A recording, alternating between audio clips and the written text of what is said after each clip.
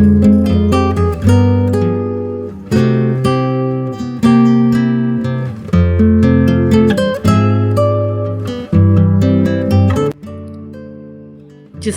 मन को जीत लिया उसने पूरी दुनिया को जीत लिया।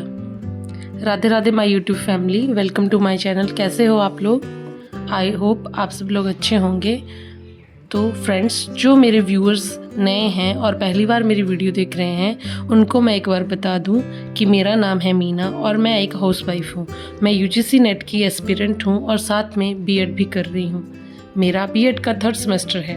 अभी पिछले ही मंथ से मैंने यूजीसी नेट की प्रिपरेशन शुरू की है।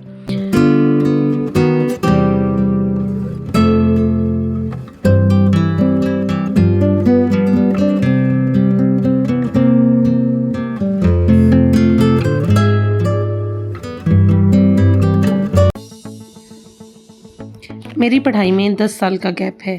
मैंने इस चैनल पर अपनी स्टडी जर्नी को शेयर करने का सोचा है, ताकि मुझसे मोटिवेट होकर मेरे जैसी बहुत सी हाउसवाइफ्स ऐसी हैं जो शादी के बाद अपनी पढ़ाई छोड़ चुकी हैं या उनके समझ में नहीं आ रहा है कि वो काम के साथ स्टडी को मैनेज कैसे करें, तो ये वीडियो उनको हेल्प करेगी। मेरे दिन की शुरुआत आज सुबह 5:30 बजे से हुई थी। आज मैं थोड़ा लेट हो गई थी उठने में। फिर मैंने थोड़ी देर बाहर घूमा, थोड़ी देर छत पे मैंने वॉक करी। उसके बाद मैंने पिया गर्म पानी, क्योंकि गर्म पानी पीने के बहुत सारे बेनिफिट हैं जो हमें बहुत हेल्प करते हैं एक अच्छी हेल्थ को मेंटेन करने में।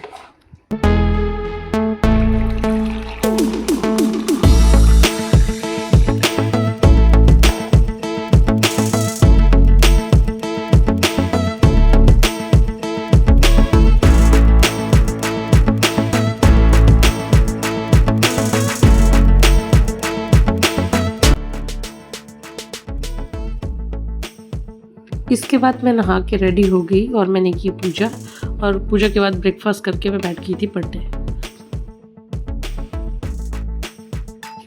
जीवन एक यात्रा है। इस यात्रा में हम सबको कई तरह की जिम्मेदारियां निभानी पड़ती हैं। एक गृहिणी के रूप में हमें परिवार का ख्याल रखना होता है, बच्चों की देखभाल करनी होती है, घर के हर छोटे बड़े काम की चिंता करनी होती है, और इन सब के बीच में अक्सर हम खुद को और अपने सपनों को कहीं पीछे छोड़ देते हैं। लेकिन क्या अपने सपनों को त्याग देना ही हमारी नियति है? बिल्कुल नहीं। सपने कभी मरते नहीं हैं, वे हमारे दिल के किसी कोने में सोए रहते हैं और सही वक्त आने पर हमें याद दिलाते हैं कि हम भी कुछ कर सकते हैं, हम भी कुछ बन सकते हैं। कई बार लंबे गैप के बाद पढ़ाई शुरू करने का ख्याल डरावना लगता है अब तो देर हो गई, अब कैसे करेंगे। लेकिन मैं आपसे कहना चाहती हूँ कि देर कभी नहीं होती। सीखने और आगे बढ़ने की कोई उम्र नहीं होती। सोचिए, जब एक पौधा सूख जाता है और उसे पानी मिलना बंद हो जाता है, तब भी अगर उसे दोबारा पानी दिया जाए या उसके अच्छे से देखभाल की जाए तो वो फिर से हरा भरा हो सकता है। इसकी एक होप होती है। उसी तरह हमारा मन और हमारा ज्ञान भी है। हाँ, रास्ता आसान नहीं होगा, शुरुआत में मुश्किल लगेगा, मन भटकेगा, घर के काम, परिवार की जिम्मेदारियाँ आपको रोकने की कोशिश करेंगी। लेकिन याद रखिए, अगर आप रोज़ाना सिर्फ आधा घंटा भी निकाल पाएँ तो वही आधा घंटा आपको नई दिशा देगा। धीरे धीरे वही आधा घंटा 1 घंटा, फिर 2 घंटे बन जाएगा। मन पर काबू पाने का सबसे अच्छा तरीका है अपने मकसद को हमेशा याद रखना। खुद से पूछिए, मैं पढ़ाई क्यों कर रही हूँ? क्या सिर्फ डिग्री लेने के लिए पढ़ाई कर रही हूँ? नहीं, मैं पढ़ाई इसलिए कर रही हूँ ताकि मेरा आत्मविश्वास बढ़े, ताकि हम अपने बच्चों के सामने एक प्रेरणा बन सकें, ताकि हम खुद को साबित कर सकें कि मैं कर सकती हूँ। मन पर काबू रखना ही असली साधना है। ज़्यादातर दिक्कतें ज़िंदगी में मन की अस्थिरता से आती हैं। कभी पढ़ाई में मन नहीं लगता, कभी गुस्सा आता है, कई बार ध्यान बार बार भटकता है, लेकिन धीरे धीरे अभ्यास से मन को काबू किया जा सकता है।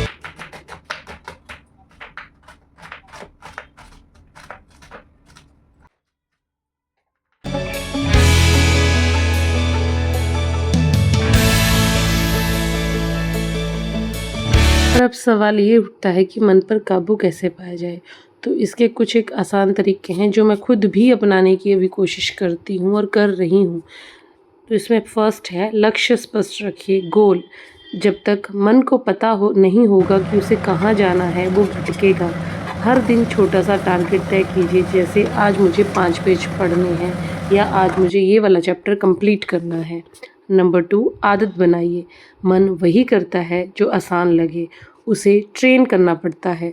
रोज़ एक तय समय पर पढ़ाई करिए। शुरू में मन नहीं लगेगा, लेकिन धीरे धीरे आदत बन जाएगी। नंबर 3, मेडिटेशन करें। यह दिमाग को शांत करता है और फोकस को बढ़ाता है। नंबर 4, डिस्ट्रैक्शन हटाइए। पढ़ाई या काम के समय मोबाइल, टीवी, सोशल मीडिया से दूरी बनाइए। साफ सुथरा और शांत वातावरण चुनिए। नंबर 5, मन को धोखा दीजिए। Trick your mind. अगर मन कहे बाद में पढ़ लेंगे, तो खुद से कहिए नहीं, 5 मिनट और पढ़ना है। और यही 5 मिनट कब 30 मिनट बन जाएंगे, आपको पता भी नहीं चलेगा। नंबर नेक्स्ट है 6, सकारात्मक सोच। Positive self talk. अपने आप से पॉजिटिव सेल्फ टॉक कीजिए कि मैं कर सकती हूँ, मैं ये करना चाहती हूँ और मैं करके रहूँगी। पॉजिटिव बातें कीजिए अपने आप से। नंबर 7, धैर्य रखें। मन को तुरंत काबू में लाना आसान नहीं है। जैसे मांसपेशियों को रोज कसरत से मजबूत बनाया जाता है, वैसे ही मन को रोज अभ्यास से नियंत्रण में लाया जाता है।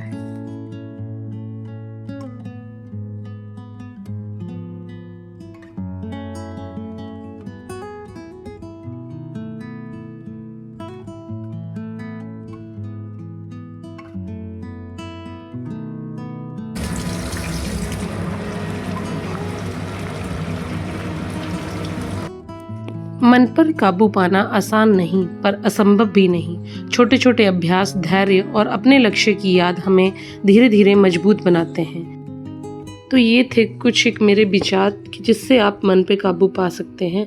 अगर आपको मेरी बातें अच्छी लगी हों तो please like, subscribe and share my channel.